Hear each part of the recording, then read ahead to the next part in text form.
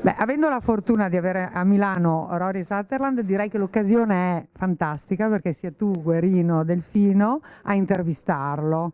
Vi cedo la parola. Okay, we had today a press conference talking about ogilvy changing. Oh, here I have the typical two people. From one side I have Spock from Star Trek, very rational. Here, Homer Simpson, who is a crazy man. We start from here, Rory, from these two. I would say two brains, two different brains.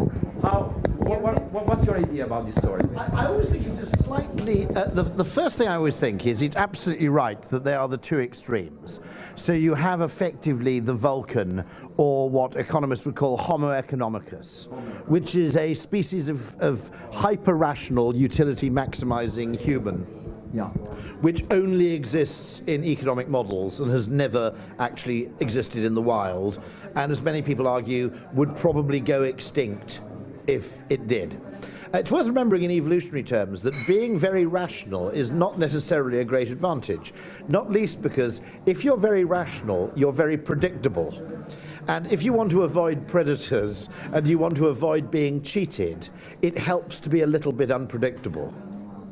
Because someone who's completely predictable, a military general who is entirely rational, would of course lose every battle because the opponent would know exactly what he was going to do.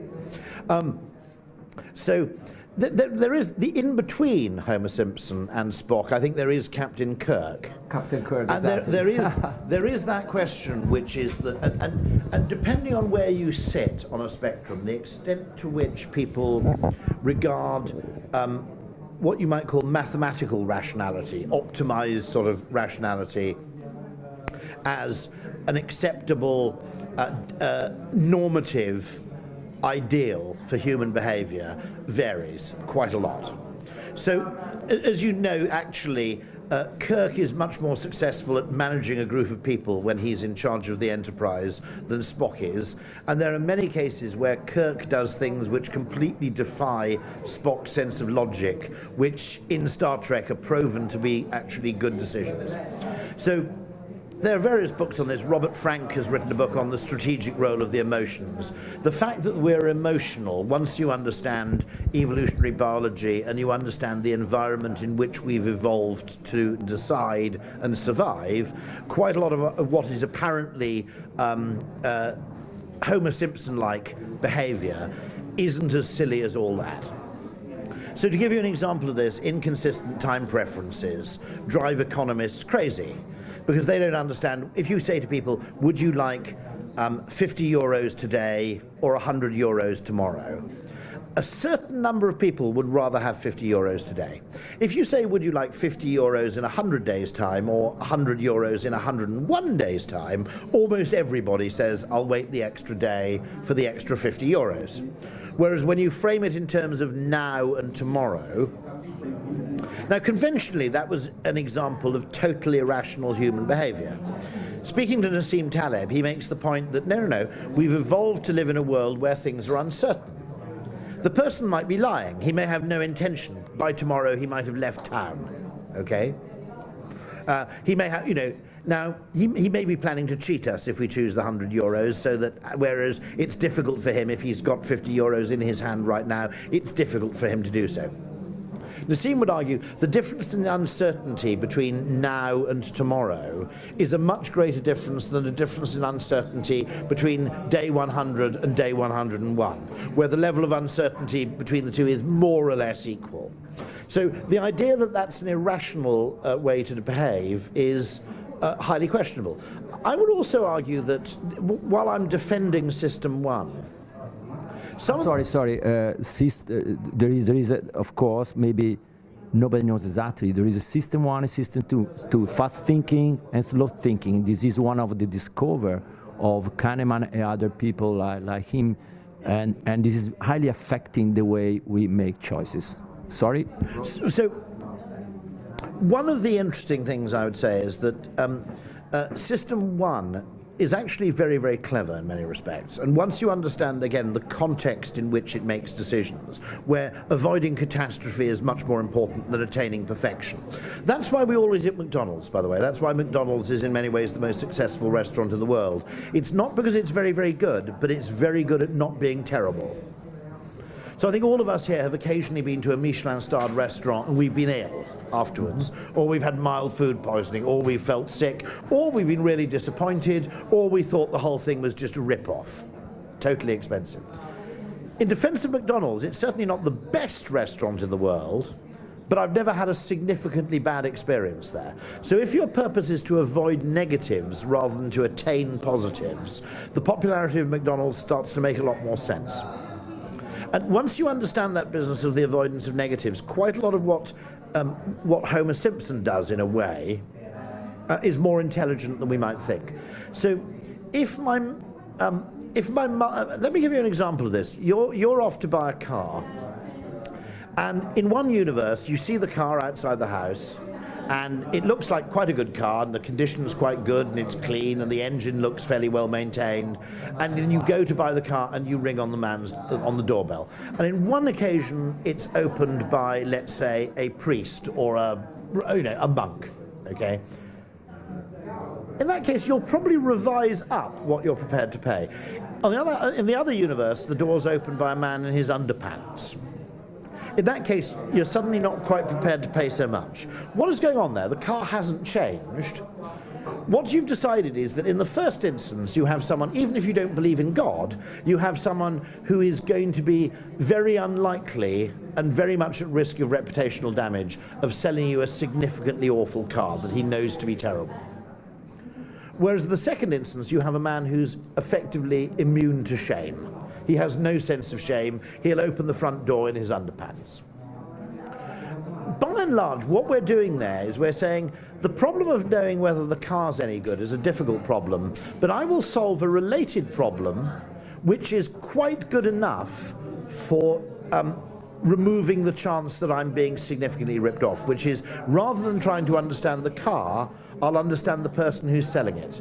And if I buy a car from someone I trust, it's on balance going to be a better car and less likely to be a terrible car than a car that I buy from someone I don't trust. And so, in some ways, you could say, this is completely weird. Why should the nature of the person selling the car colour my judgment of the value of the car?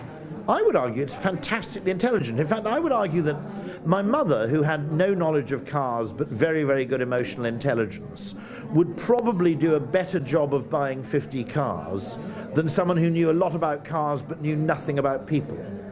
So Rory, there is one question. So you are showing how people is choosing. Yeah. But there is one question. We don't actually answer the question we're supposed to be asking, how good is the car? We're actually taking something else as a proxy for that question, which is easier to answer, and we're answering that question instead. Now, you could say that's irrational. I think it's incredibly clever. Yeah, but in a way, psychology is back to advertising and marketing. And it was ridiculous in a way that for years we forgot psychology, because psychology is where our work started, yes, in a way. That's the most peculiar thing that happened in marketing. I think there were two areas where marketing and advertising went significantly wrong. For some reason in the late 50s, advertising got frightened of its link to psychology. In the late 50s, a New York ad agency would probably have a couple of people on the payroll who had kind of bow ties and possibly fake Viennese accents, who are kind of the agency psychologist. Now, to be honest, some of these people were probably absolutely full of rubbish. There were people who were geniuses. People like Louis B. Cheskin, for example, not widely known.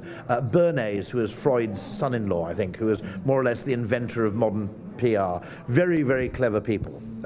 Louis B. Cheskin was an extraordinary expert in a kind of colour institute. And again, very, very influential. Probably the creator of Ronald McDonald, and if I'm right, I think the man behind the Ford Mustang. All right.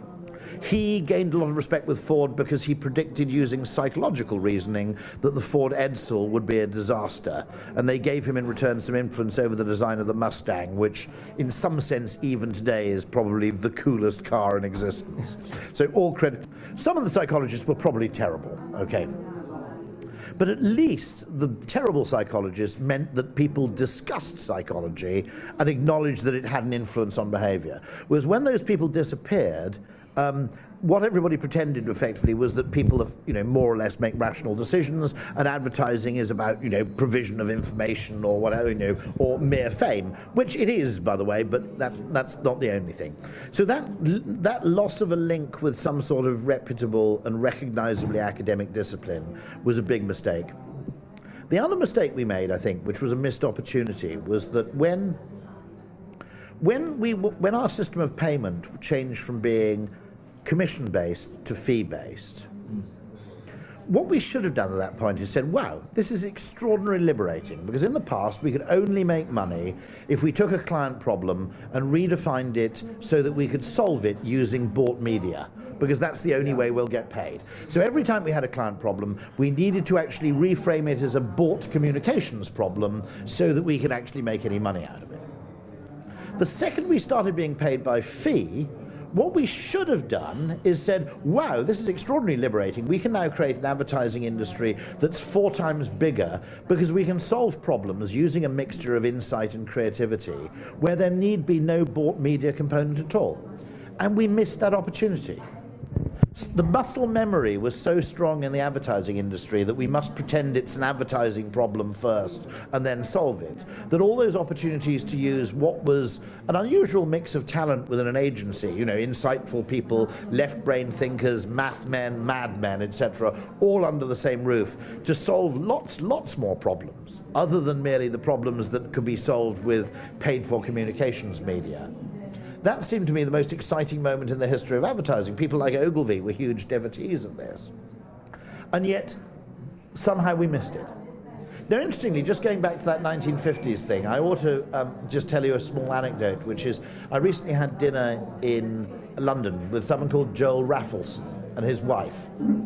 Both of them had worked with David Ogilvy starting in the late 1950s. Joel went on to found Ogilvy Chicago. His wife was a copywriter in Ogilvy and Mather at that time. She was the kind of Peggy of Mad Men.